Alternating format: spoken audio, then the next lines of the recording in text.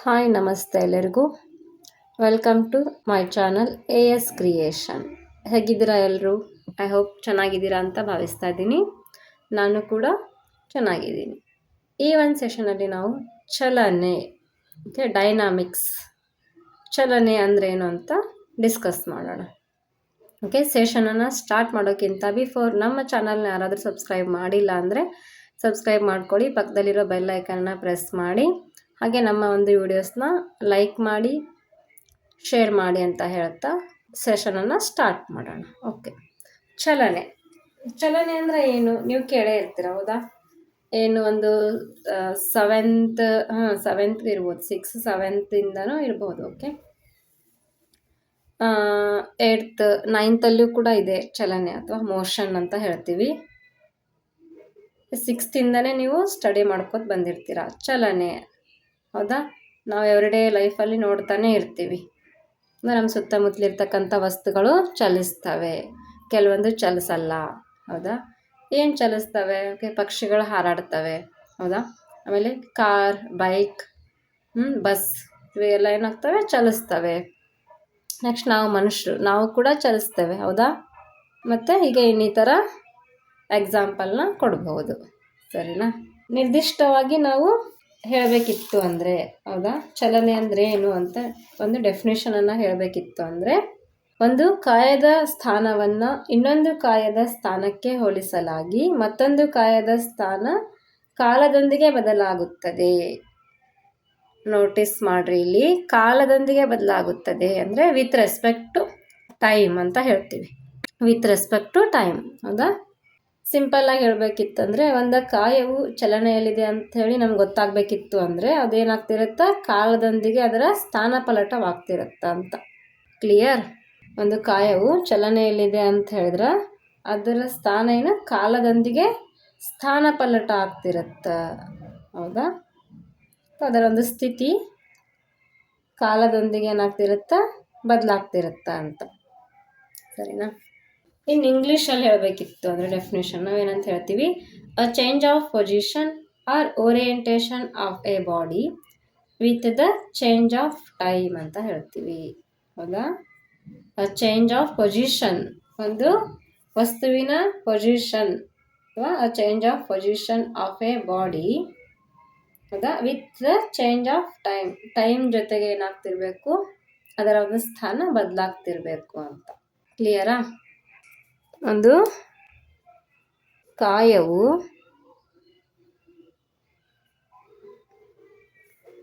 ಚಲನೆಯಲ್ಲಿದೆ ಅಂದರೆ ಕಾಲದೊಂದಿಗೆ ಅದರ ಸ್ಥಾನ ಪಲ್ಲಟವಾಗುತ್ತಿದೆ ಅಂತ.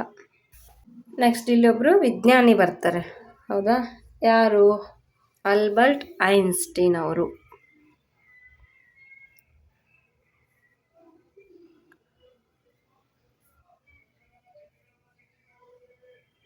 ಆಲ್ಬರ್ಟ್ ಐನ್ಸ್ಟೀನ್, ಇವರು ಜರ್ಮನ್ ದೇಶದವರು. ಏನಿದು ಮೇಡಮ್, ಈ ಒಂದು ಚಲನೆ ಬಗ್ಗೆ ಹೇಳ್ತಾ ಹಾಗೆ ಆಲ್ಬರ್ಟ್ ಐನ್ಸ್ಟೀನ್ ಅವ್ರ ಬಗ್ಗೆ ಹೇಳ್ತಾ ಇದ್ದಾರಲ್ಲ ಅಂತ ರೀಸನ್ ಇದೆ. ಓಕೆ, ಆಲ್ಬರ್ಟ್ ಐನ್ಸ್ಟೀನ್ ಅವರೇನು? ಫಸ್ಟ್ ಇವ್ರ ಬಗ್ಗೆ ತಿಳ್ಕೊಂಬಿಡೋಣ. ಅವರು ಜರ್ಮನ್ ದೇಶದವರು. ಇವ್ರನ್ನ ಏನಂತ ಹೇಳ್ತೀವಿ ಅಂದರೆ ಆಧುನಿಕ ಕಾಲದ ಭೌತಶಾಸ್ತ್ರದ ಪಿತಾಮಹ ಅಂತ ಕರಿತೀವಿ. ಏನು?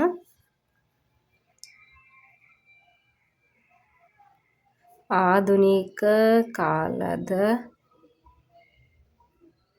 ಭೌತಶಾಸ್ತ್ರದ ಪಿತಾಮಹ. ಇವರು ಒಂದು ಫಿಸಿಕ್ಸ್ ಅಂದರೆ ಭೌತಶಾಸ್ತ್ರದಲ್ಲಿ ಹಲವಾರು ಕೊಡುಗೆಗಳನ್ನು ಕೊಟ್ಟಿದ್ದಾರೆ. ಯಾರು? ಆಲ್ಬರ್ಟ್ ಐನ್ಸ್ಟೀನ್ ಅವರು. ಆಧುನಿಕ ಕಾಲದ ಭೌತಶಾಸ್ತ್ರದ ಪಿತಾಮಹ ಯಾರು? ಆಲ್ಬರ್ಟ್ ಐನ್ಸ್ಟೀನ್ ಅವರು. ಓಕೆ, ಇವ್ರೇನು ಹೇಳ್ತಾರಪ್ಪ ಅಂದರೆ ಚಲನೆ ಒಂದು ಸಾಪೇಕ್ಷ ಸ್ಥಿತಿ ಅಂತ ಹೇಳ್ತಾರೆ. ಏನು ಹೇಳ್ತಾರೆ? ಆಲ್ಬರ್ಟ್ ಐನ್ಸ್ಟೀನ್ ಅವರು ಚಲನೆ ಒಂದು ಸಾಪೇಕ್ಷ ಸ್ಥಿತಿ ಅಂತ ಹೇಳ್ತಾರೆ ಇವರು, ಹೌದಾ? ಏನು ಹೇಳ್ತೀರಿ? ಥಿಯರಿ ಆಫ್ ರಿಲೇಟಿವಿಟಿ ಅಂತ ಹೇಳ್ತೀವಿ, ಹೌದಾ? ಈ ಕಾನ್ಸೆಪ್ಟನ್ನು ನೀಡ್ತಾರೆ ಅವರು, ಸಾಪೇಕ್ಷ ಸಿದ್ಧಾಂತ.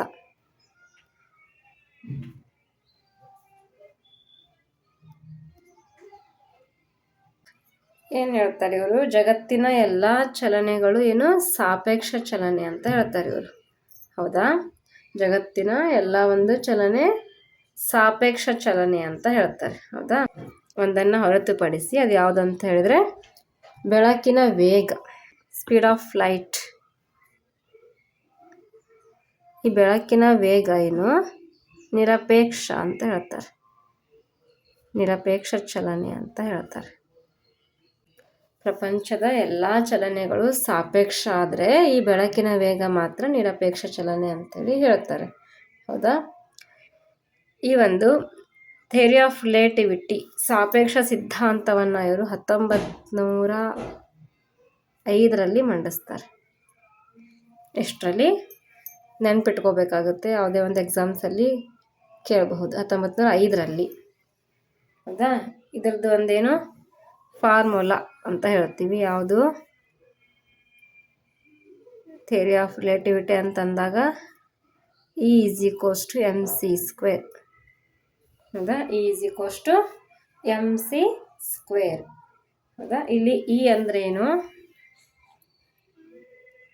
ಎನರ್ಜಿ ಅಂತ ಹೇಳ್ತೀವಿ. m is nothing but mass. c² ಅಂದರೆ ಸ್ಪೀಡ್ ಆಫ್ ಲೈಟ್. ಎಷ್ಟ್ರಿ ಸ್ಪೀಡ್ ಆಫ್ ಲೈಟ್? 3 × 10⁸ ಮೀಟರ್/ಸೆಕೆಂಡ್ ಅಂತ ಹೇಳ್ತೀವಿ. ಹೌದಾ? ಕೇಳ್ತಾನೆ ಸ್ಪೀಡ್ ಆಫ್ ಲೈಟ್ ಅಂತ ಕೇಳಿದ್ರೆ ಅಲ್ಲಿ 3 × 10⁸ ಮೀಟರ್/ಸೆಕೆಂಡ್. E ಅಂದರೆ ಎನರ್ಜಿ, m ಅಂದರೆ ಮಾಸ್, c² ಅಂದರೆ ಸ್ಪೀಡ್ ಆಫ್ ಲೈಟ್. ಎಷ್ಟು ಸ್ಪೀಡ್ ಆಫ್ ಲೈಟ್? ಬೆಳಕಿನ ವೇಗ 3 × 10⁸ ಮೀಟರ್/ಸೆಕೆಂಡ್. ನೆಕ್ಸ್ಟು ಇವರು 1905ರಲ್ಲಿ ಏನು ಮಾಡ್ತಾರೆ, ಥಿಯರಿ ಆಫ್ ರಿಲೇಟಿವಿಟಿ ಅನ್ನೋ ಕಾನ್ಸೆಪ್ಟನ್ನು ಮಂಡಿಸ್ತಾರೆ. ಅದೇನಾಗುತ್ತೆ ನೆಕ್ಸ್ಟ್ 1915ರಲ್ಲಿ. ಎಷ್ಟರಲ್ಲಿ? ಈ ಒಂದು ಥಿಯರಿ ಆಫ್ ರಿಲೇಟಿವಿಟಿ ಸಾಪೇಕ್ಷ ಸಿದ್ಧಾಂತವನ್ನು ಏನು ಮಾಡ್ತಾರೆ, ಮತ್ತು ಸಾರ್ವತ್ರಿಕ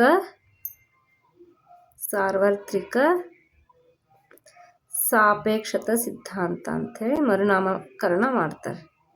ಯಾವಾಗ? 1915ರಲ್ಲಿ. ನೆನ್ಪಿಟ್ಕೋಬೇಕು. ಒಂದು ಕಡೆ ನೋಟ್ಸ್ ಮಾಡ್ಕೊಳ್ಳಿ ಇದನ್ನೆಲ್ಲ, ಸರಿನಾ? ನೆಕ್ಸ್ಟ್ ಇವ್ರೇನು ಮಾಡ್ತಾರೆ, ಆಲ್ಬರ್ಟ್ ಐನ್ಸ್ಟೀನ್ ಅವರು ಮತ್ತು ಫೋಟೋ ಎಲೆಕ್ಟ್ರಿಕ್ ಎಫೆಕ್ಟ್ನ ಕಂಡುಹಿಡಿತಾರೆ. ಏನಂತ ಹೇಳ್ತೀವಿ? ಫೋಟೋ ಎಲೆಕ್ಟ್ರಿಕ್ ಎಫೆಕ್ಟ್, ದ್ಯುತಿವಿದ್ಯುತ್ ಪರಿಣಾಮ ಅಂತ ಹೇಳ್ತೀವಿ. ದ್ಯುತಿವಿದ್ಯುತ್ ಪರಿಣಾಮ ಅಥವಾ ಫೋಟೋ ಎಲೆಕ್ಟ್ರಿಕ್ ಎಫೆಕ್ಟ್ ಅಂತ ಹೇಳ್ತೀವಿ. ಇದಕ್ಕೆ ಅವ್ರಿಗೆ ಏನು ಸಿಗುತ್ತೆ? ಅವಾರ್ಡ್ ಸಿಗುತ್ತೆ. ಈ ಒಂದು ಕಾನ್ಸೆಪ್ಟ್ ಮಂಡಿಸಿದ್ದಕ್ಕಾಗಿ ಅವಾರ್ಡ್ ಸಿಗುತ್ತೆ. ಯಾವುದು? ನೊಬೆಲ್ ಅವಾರ್ಡ್ ಅಥವಾ ನೊಬೆಲ್ ಪಾರಿತೋಷಕ ಸಿಗುತ್ತೆ. ಏನು ಸಿಗುತ್ತೆ? ನೊಬೆಲ್ ಪಾರಿತೋಷಕ. ಸರಿನಾ? ಎಕ್ಸಾಮ್ಗಳಲ್ಲಿ ಕೇಳಿದ್ದಾರೆ ಹಲವಷ್ಟು ಸತಿ. ನೊಬೆಲ್ ಪಾರಿತೋಷಕ ಯಾವ ಒಂದು ಸಾಧನೆಗಾಗಿ ದೊರಕಿತ್ತು ಅಂತ ಕೇಳ್ತಾನೆ. ಅಲ್ಲಿ ಫಸ್ಟ್ ಆಪ್ಷನ್ ಏನು ಕೊಡ್ತಾನೆ ರೀ? ಫಸ್ಟ್ ಆಪ್ಷನ್ನೇ ನಿಮಗೆ ಸಾಪೇಕ್ಷ ಸಿದ್ಧಾಂತ ಅಂತ ಕೊಡ್ತಾನೆ, ಅಥವಾ ಥಿಯರಿ ಆಫ್ ರಿಲೇಟಿವಿಟಿ ಅಂತ ಕೊಡ್ತಾನೆ. ನಿಮ್ಮ ಮೈಂಡ್ ಎಲ್ಲಿ ಹೋಗ್ಬಿಡುತ್ತೆ? ಆಲ್ಬರ್ಟ್ ಐನ್ಸ್ಟೀನ್ ಅಂದ ತಕ್ಷಣ ಥಿಯರಿ ಆಫ್ ರಿಲೇಟಿವಿಟಿ ಅಂತ ಟಿಕ್ ಮಾಡಿ ಬರ್ತೀರ. ಹೌದಾ? ಅಲ್ಲಿ 1 ಮಾರ್ಕ್ಸ್ ಗೊತ್ತಾ? ಸರಿನಾ? ಅವ್ರಿಗೆ ನೊಬೆಲ್ ಪಾರಿತೋಷಕ ದೊರಕಿದ್ದು ದ್ಯುತಿವಿದ್ಯುತ್ ಪರಿಣಾಮದ ಒಂದು ಅಭ್ಯಾಸಕ್ಕಾಗಿ. ಕನ್ಫ್ಯೂಸ್ ಆಗಬೇಡ್ರಿ, ಅಲ್ಲಿ ಫಸ್ಟ್ ಆಪ್ಷನ್ ಕೊಟ್ಟಿರ್ತಾನೆ, ನಿಮ್ಗೆ ಕನ್ಫ್ಯೂಸ್ ಮಾಡೋಕ್ಕಂತಲೇ ಕೊಟ್ಟಿರ್ತಾನೆ. But don't get confuse. Okay? ಕರೆಕ್ಟಾಗಿ ಟಿಕ್ ಮಾಡಿ. ದ್ಯುತಿವಿದ್ಯುತ್ ಪರಿಣಾಮಕ್ಕಾಗಿ ಅವ್ರಿಗೆ ಏನು ಸಿಗುತ್ತಾ? ನೊಬೆಲ್ ಪಾರಿತೋಷಕ ಸಿಗುತ್ತಾ? ಯಾರಿಗೆ? ಆಲ್ಬರ್ಟ್ ಐನ್ಸ್ಟೀನ್ ಅವರಿಗೆ. ಸರಿನಾ? ಹೌದು, ಇಲ್ಲಿ ಸಾಪೇಕ್ಷ ಸಿದ್ಧಾಂತ ಅಂತ ಹೇಳಿದ್ವಿ ನಾವು, ದ ಥಿಯರಿ ಆಫ್ ರಿಲೇಟಿವಿಟಿ ಅಂತ ಹೇಳಿದ್ವಿ. ಹೌದಾ? ಇಲ್ಲಿ ಒಂದು ಜಗತ್ತಿನಲ್ಲಿ, ಹೌದಾ, ಯಾವುದೇ ಒಂದು ವಸ್ತು ಚಲಿಸ್ಬೇಕಿತ್ತು ಅಂದರೆ ಇನ್ನೊಂದು ಯಾವುದೋ ವಸ್ತುವಿಗೆ ಏನಿರುತ್ತೆ? ಕನೆಕ್ಟ್ ಆಗಿರುತ್ತದೆ. ಹೌದಾ? ಅಥವಾ ರಿಲೇಷನ್ ಇರುತ್ತೆ ಅಂತ ಹೇಳ್ತೀವಿ. ಹೌದಾ? ಇದೇನು ಥಿಯರಿ ಆಫ್ ರಿಲೇಟಿವಿಟಿ, ಇದರಲ್ಲೇ ಇದೆ ರಿಲೇಟಿವಿಟಿ ಅಂತ. ಇಲ್ಲಿ ಫಾರ್ಮುಲಾ ಕೊಟ್ಟಿದ್ದಾರೆ. ಈ ಎನರ್ಜಿ ಈಸ್ ಈಕ್ವಲ್ ಟು ಶಕ್ತಿ. ಇದು ಎದಕ್ಕೆ ಸಮನಾಗೈತಿ? ಒಂದು ವಸ್ತುವಿನ ತೂಕಕ್ಕೆ ಸಮನಾಗೈತಿ. ಮತ್ತು ಎದಕ್ಕೆ ಸಮನಾಗೈತ್ರಿ? c² ಸ್ಪೀಡ್ ಆಫ್ ಲೈಟ್ ಇದಕ್ಕೇನಾಗೈತಿ? ಸಮನಾಗೈತಿ ಅಂತ ಹೇಳ್ತೇವೆ ನಾವು. ಯಾವುದೇ ಒಂದು ವಸ್ತು ಚಲಿಸ್ಬೇಕಿತ್ತು ಅಂತಂದ್ರೆ ಅದಕ್ಕೇನಿರಬೇಕು? ಅಲ್ಲಿ ಶಕ್ತಿ ಇರಬೇಕು, ಮಾಸ್ ತೂಕ ಇರಬೇಕು, ಅಥವಾ ಅದಕ್ಕೆ ಒಂದು ಸ್ಪೀಡ್ ಅನ್ನೋದು ಇರಬೇಕಾಗುತ್ತೆ. ಹೌದಾ? ಅರ್ಥ ಆಯ್ತಾ? ಇದು ಸಾಪೇಕ್ಷ ಚಲನೆ, ಸಾಪೇಕ್ಷ ಸಿದ್ಧಾಂತ ಅಂಥೇಳಿ. ಬಟ್ ಇಲ್ಲಿ ಬೆಳಕಿಗೆ ಏನಾದರೂ ಇದೆನಾ? ಬೆಳಕಿಗೆ ಏನಾದರೂ ತೂಕ ಇದೆನಾ? ಇಲ್ಲ. ಬಟ್ ಬೆಳಕು ಒಂದು ಶಕ್ತಿಯ ಆಕಾರ. ಹೌದಾ? ಶಕ್ತಿಯ ಆಕಾರ ಅಂತ ಹೇಳ್ತೀವಿ, ಫಾರ್ಮ್ ಆಫ್ ಎನರ್ಜಿ. ಬಟ್ ಅದಕ್ಕೆ ಯಾವುದೇ ಒಂದು ರಾಶಿ ಇಲ್ಲ. ಹೌದಾ? ಅದೇನೋ ಒಂದು ಫಾರ್ಮ್ ಆಫ್ ಎನರ್ಜಿ. ಹಂಗಾಗಿ ಅದಕ್ಕೆ ಏನಂತ ಹೇಳ್ತಾರೆ ಅವರು, ಐನ್ಸ್ಟೀನ್ ಅವರು, ಬೆಳಕಿನ ವೇಗ ಏನು? ನಿರಪೇಕ್ಷ ಚಲನೆ ಅಂತ ಹೇಳ್ತಾರೆ. ಅದ್ರ ವೇಗ ಏನು? 3 × 10⁸ ಮೀಟರ್ ಪರ್ ಸೆಕೆಂಡ್ ಇರ್ತದೆ. ಅದೇನಾದರೂ ಚೇಂಜ್ ಆಗುತ್ತಾ? ಇಲ್ಲ. ಹಂಗಾಗಿ ಇದೇನು? ನಿರಪೇಕ್ಷ ಚಲನೆ ಅಂತೇಳಿ ಹೇಳ್ತಾರೆ. ಸರಿನಾ? ಇಲ್ಲಿ ಏನೇನು ಗೊತ್ತಾಯ್ತು ನಿಮಗೆ? ಚಲನೆ ಅಂದ್ರೇನು? ಹೌದಾ? ಒಂದು ಕಾಯವು ಚಲನೆಯಲ್ಲಿದೆ ಅಂತ ಹೇಳಿದಾಗ ಅದೇನಾಗ್ತಿರ್ಬೇಕು? ಟೈಮ್ ಜೊತೆಗೆ ಏನಾಗ್ತಿರ್ಬೇಕು? ಚೇಂಜ್ ಆಗ್ತಿರ್ಬೇಕು. ಅಥವಾ ಸ್ಥಾನವನ್ನು ಬದಲಿಸುತ್ತಿರಬೇಕು ಅಂತ ಹೇಳ್ತೀವಿ. ಈ ಒಂದು ಚಲನೆ ಒಂದು ಕಾನ್ಸೆಪ್ಟ್ ಇಟ್ಕೊಂಡು ಆಲ್ಬರ್ಟ್ ಐನ್ಸ್ಟೀನ್ ಅವ್ರು ಏನು ಮಾಡ್ತಾರೆ? ಥಿಯರಿ ಆಫ್ ರಿಲೇಟಿವಿಟಿ ಅಂದರೆ ಸಾಪೇಕ್ಷ ಸಿದ್ಧಾಂತವನ್ನು ಮಂಡಿಸ್ತಾರೆ. ಯಾವಾಗ? 1905ರಲ್ಲಿ. ಸರಿ, ಅವ್ರು ಏನು ಹೇಳ್ತಾರೆ? ಪ್ರಪಂಚದ ಎಲ್ಲ ಚಲನೆಗಳು ಸಾಪೇಕ್ಷ, ಆದರೆ ಬೆಳಕಿನ ವೇಗ ಮಾತ್ರ ನಿರಪೇಕ್ಷ ಚಲನೆ ಅಂತೇಳಿ ಮಂಡಿಸ್ತಾರೆ. ಒಂದು ಫಾರ್ಮುಲಾವನ್ನು ಕೊಡ್ತಾರೆ, E = mc². Here E is the energy, m is mass and c² is the speed of light. Okay. Next ಈ 1905ರಲ್ಲಿ ಮಂಡಿಸಿರ್ತಕ್ಕಂಥ ಥಿಯರಿ ಆಫ್ ರಿಲೇಟಿವಿಟಿ ಇದನ್ನೇನು ಮಾಡ್ತಾರೆ? 1915ರಲ್ಲಿ ಮರುನಾಮಕರಣಗೊಳ್ಳುತ್ತಿದ್ದು ಸಾರ್ವತ್ರಿಕ ಸಾಪೇಕ್ಷತಾ ಸಿದ್ಧಾಂತ ಅಂತ. ಸರಿನಾ? ಇದಿಷ್ಟು. ಮತ್ತು ದ್ಯುತಿವಿದ್ಯುತ್ ಪರಿಣಾಮವನ್ನು ಕಂಡುಹಿಡಿತಾರೆ. ಅದಕ್ಕಾಗಿ ಅವ್ರಿಗೇನು ಸಿಗುತ್ತಾ? ನೊಬೆಲ್ ಪಾರಿತೋಷಕ ಸಿಗುತ್ತಾ. ಯಾವುದೇ ಒಂದು ಎಕ್ಸಾಮಲ್ಲಿ ಕೇಳಿದಾಗ ಕನ್ಫ್ಯೂಸ್ ಆಗಬೇಡಿ. ಓಕೆ. ನಿಮಗೆ ನೊಬೆಲ್ ಅವಾರ್ಡ್ ಎದಕ್ಕೆ ಸಿಗುತ್ತಾ? ಫೋಟೋ ಎಲೆಕ್ಟ್ರಿಕ್ ಎಫೆಕ್ಟಿಗೆ ಸಿಗುತ್ತಾ, not for a theory of relativity. Okay. ಇದಿಷ್ಟು ಅರ್ಥ ಆಯಿತು ಅನ್ಕೋತೀನಿ. ಇನ್ನು ನೆಕ್ಸ್ಟ್ ಪಾರ್ಟ್ 2ನಲ್ಲಿ ಏನು ತಿಳ್ಕೊಳ್ಳೋಣ? Types of motion. ಓಕೆ. ಚಲನೆಯ ವಿಧಗಳ ಬಗ್ಗೆ ಸ್ಟಡಿ ಮಾಡೋಣ. ಓಕೆ. ವಿಡಿಯೋ ಇಷ್ಟ ಆಗಿದ್ದರೆ ಲೈಕ್ ಮಾಡಿ, ಶೇರ್ ಮಾಡಿ, ಸಬ್ಸ್ಕ್ರೈಬ್ ಮಾಡ್ಕೊಳ್ಳೋದನ್ನ ಮರಿಬೇಡಿ ಅಂತ ಹೇಳ್ತಾ ಥ್ಯಾಂಕ್ ಯು ಆಲ್.